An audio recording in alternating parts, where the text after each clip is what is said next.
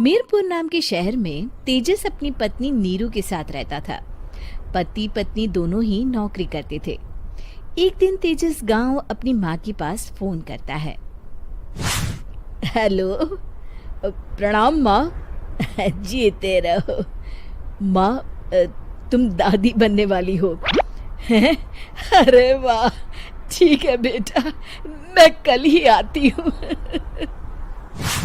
जब माँ जी शहर पहुंची तो बेटे बहू ने बहुत अच्छे से स्वागत किया। लीजिए माँ जी, चाय। अरे गर्मा गर्म पकोड़े ले आओ माँ के लिए। नीरू रसोई में गई और 2 मिनट में ही पकोड़े ले आई।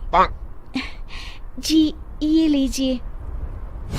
बहू, जादू से बनाए हैं क्या? अभी तो रसोई में गई थी।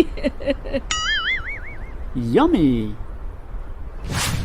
माँ जी, शीला रसोई में पकोड़े तल रही है, मैं बस लेकर आई। हे भगवान, मेरा धर्म भ्रष्ट कर दिया तूने। अब तो गंगा जल से शुद्धिकरण करना होगा।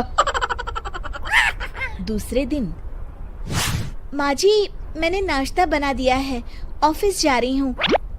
पर अभी तो घर का सारा काम पड़ा है।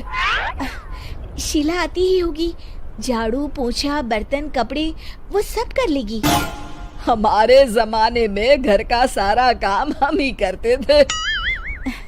जी माँ जी, आप बहुत होशियार हैं, मैं घर ऑफिस दोनों नहीं संभाल पाती।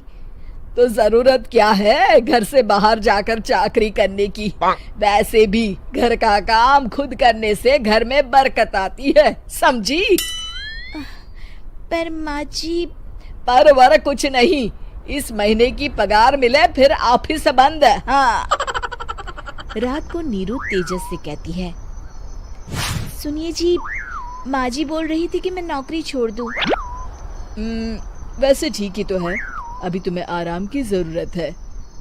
फिर भी आराम कहाँ, शीला को छुड़ाने के लिए बोल रही थी।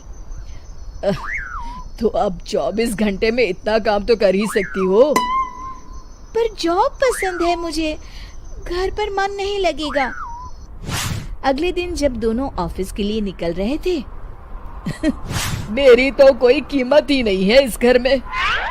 माँ जी, आजकल महंगाई बहुत है, रहन सहन भी बदल गया है, दोनों नौकरी करते हैं तभी ठीक रहता है। अच्छा, तू कहना क्या चाहती है? मेरा बेटा तुझे बिठा के खिला नहीं सकता? तू ही इस घर का खर्च चला रही है, हैं? नहीं माँ जी, मेरा वो मतलब नहीं था।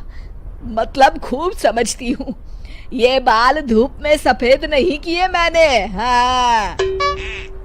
अब तो ये रोज का काम हो गया था। तेजस भी रोज की झिकझिक से परेशान हो गया था। एक दिन उसने कहा, नीरू, वैसे भी तुम्हें मैटरनिटी लीव मिलने वाली है, तो अभी से ही छुट्टी ले लो। पर क्या, मेरी सैलरी अच्छी खासी है। आखिर नीरू ने रिजाइन कर दिया। जब बच्चा हुआ तो घर में सब बहुत खुश हुए। कुछ दिनों बाद तेजस फाइल देख रहा था। क्या हुआ तेजस, कुछ परेशान लग रहे हो? हाँ, वो हमारी जितनी सेविंग्स थी वो तो हॉस्पिटल में और छठी के फंक्शन में खत्म हो गई है नीरू।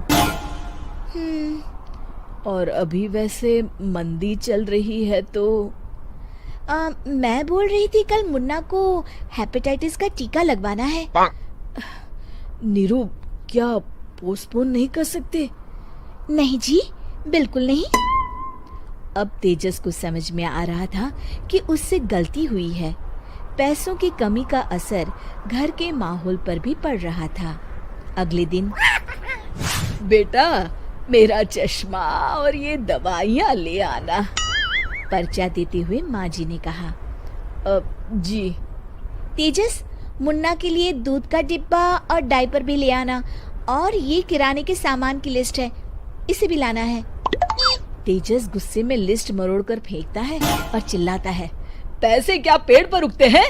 ये ले आना, वो ले आना। अरे पर ये जरूरत का सामान ही है। वो गुस्से में बिना कुछ कहे ऑफिस चला गया। अरे लंच तो ले जाइए।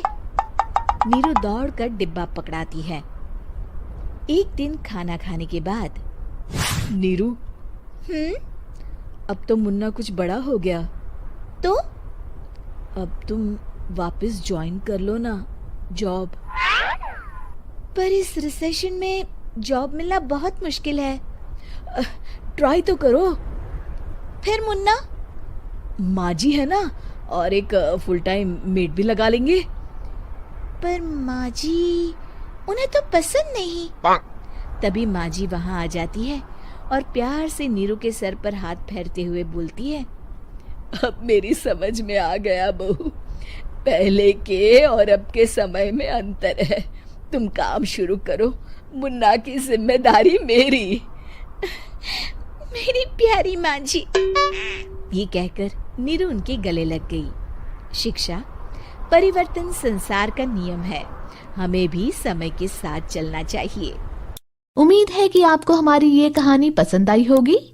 कृपया हमारे चैनल को सब्सक्राइब करें और सभी अपडेट्स के लिए बेल आइकन जरूर क्लिक करें। और हाँ, वीडियो लाइक और शेयर करना मत भूलिएगा। Bye bye.